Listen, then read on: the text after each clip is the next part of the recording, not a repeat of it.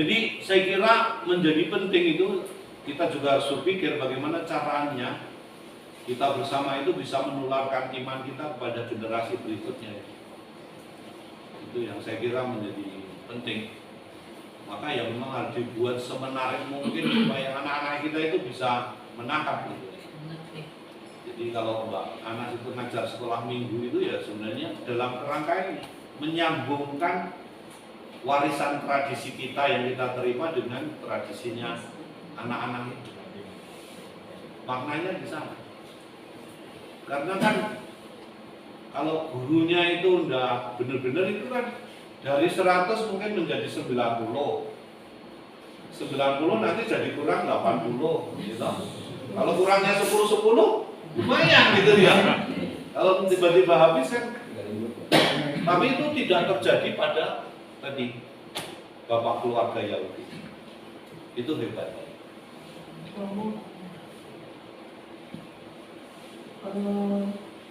Dalam Keluaran bab 12 ini dari awal sampai ayat terakhir itu kan ada dua tradisi yang sebenarnya diceritakan sama-sama ajaran.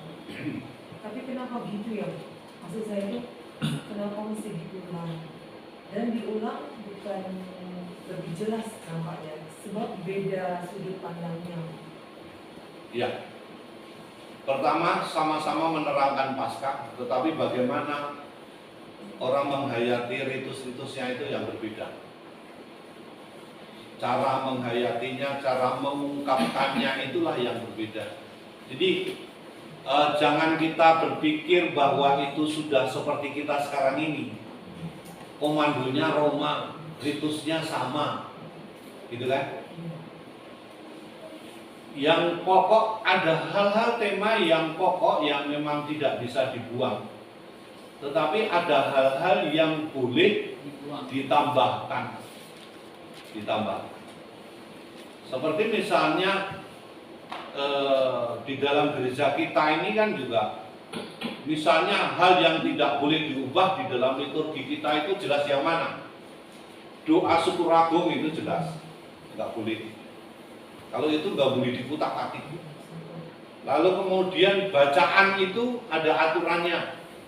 Misalnya pada hari Minggu itu sekurang-kurangnya bacaannya 2 bacaan. Misalnya seperti itu. Ada mazmurnya. Tetapi dalam situasi tertentu dikurangi tadi itu.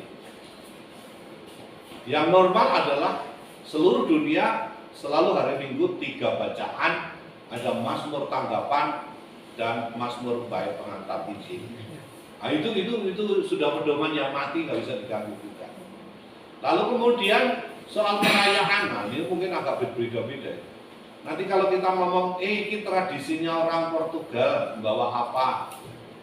Tanda salibnya begini terus tambah. Nah, nggak ada salahnya sih sebenarnya. Itu kan kembangan yang membawa penghayatan rasa dan kebudayaan setempat. Karena kulturasi itu ya menambahkan sesuatu yang membantu orang menghayati imannya. Maka seperti di Indonesia ini kan misalnya ada misa etnis. Sebenarnya misa etnis loh, belum inkulturasi.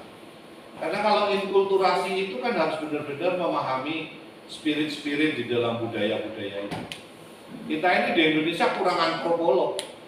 Termasuk di dalam gereja Katolik kan antropolognya siapa? Nggak banyak. Yang hebat itu ya hanya Romo Bakar, secara saya tahu. Antropolog benar-benar itu. Antropolog Yesuit dari Yesuit. Tapi yang setelah berikutnya itu yang seampuh dia itu kan amat jarang. Sehingga ada kembangan-kembangan itu loh.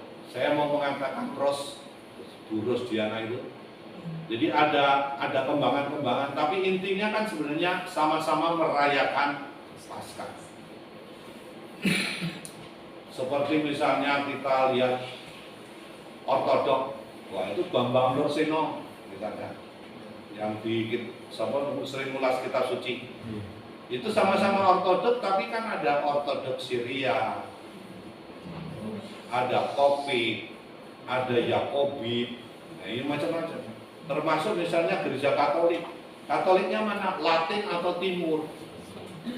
Nah sebenarnya itu kaitannya dengan tradisi-tradisi, tapi punya inti yang sama.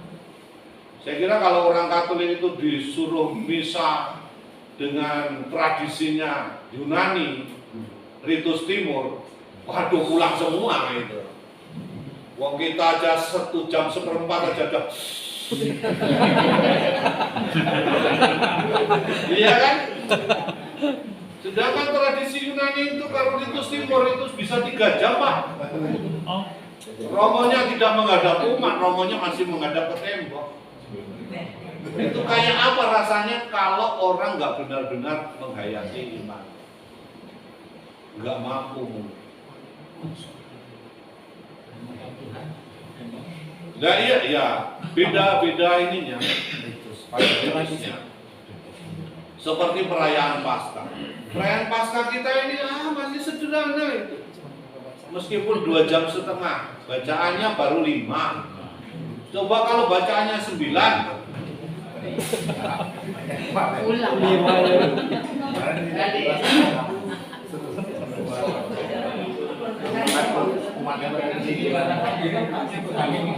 Belum dicoba. Dicoba nanti umatnya pulang semua Pak.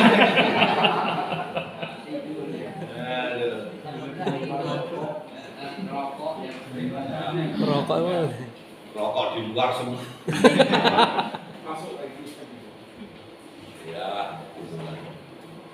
Ya. Jadi ya memang butuh pemahaman ya. Nah, Bapak Ibu, saya mau ngasih pengantar berkaitan dengan hal yang berikutnya. Ya. Ini berkaitan dengan cara orang keluar. Tadi kan cara merayakan Paskahnya ada perbedaannya juga ya. Lalu kemudian cara nanti orang Israel keluar dari Mesir. Ada berbeda caranya. Jadi ada kelompok pertama itu ada kelompok pengusiran dan yang kedua ada kelompok pelarian. Sampainya itu berbeda-beda kan. Lalu jalan yang dilintasi itu yang mana? Jadi kelompok pengusiran itu misalnya kan ya, itu bab 12 ayat 29 sampai 39. Cara mereka keluar itu membedakan jalan yang dilalui. Misalnya kelompok yang pertama ya, kelompok pengusiran itu melalui jalur utara. Jalan yang dilalui melalui jalur utara.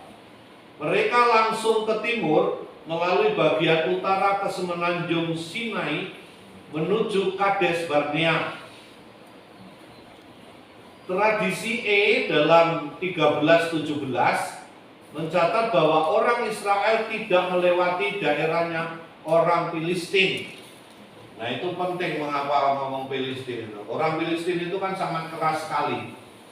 Jadi kalau bisa menghindari itu dan selamat itu luar biasa.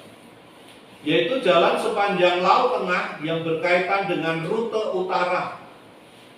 Kendati penyebutan Ramses itu ya 1:11, Sukot 12:37, Etam 13:20 dan Pin Harihot dalam hubungan dengan Migdol dan Baal Zephon 14:2 ayat 2 dan 9. Semua dari tradisi Y kecuali 2 terakhir cenderung untuk mendukung rute utara.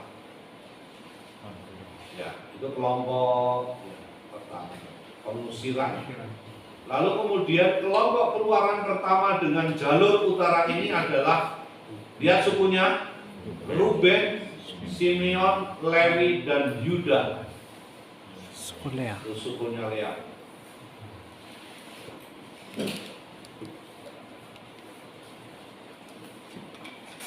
Nah, kelompok pelarian yaitu melalui jalur selatan.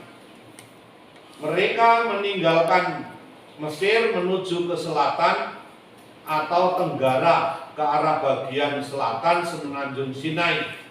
Di sana orang Israel mengadakan perjanjian di Gunung Sinai. Ini adalah tradisi padang gurun, berasal dari tradisi E, ayat 18. Mereka terdiri dari suku Benyamin, Efraim, dan Manase. Lihat, Rahel kalau tadi kan Lea. Mereka meninggalkan Mesir di bawah pimpinan Musa. Kelompok ini diduga mengembara di padang gurun, mengalami Yahweh di Sinai. Mereka masuk Kanaan dari arah timur dengan menyeberangi sungai Yordan. Jadi sebenarnya kalau kita lihat dari situ Bapak Ibu, dari tradisi pengusiran dan pelarian itu kan berbeda. Dan ternyata itu ada sukunya yang berkaitan dengan Lea, istri pertama Yakub, Rahel. dan Rahel, ya, istri kedua dari Yakub.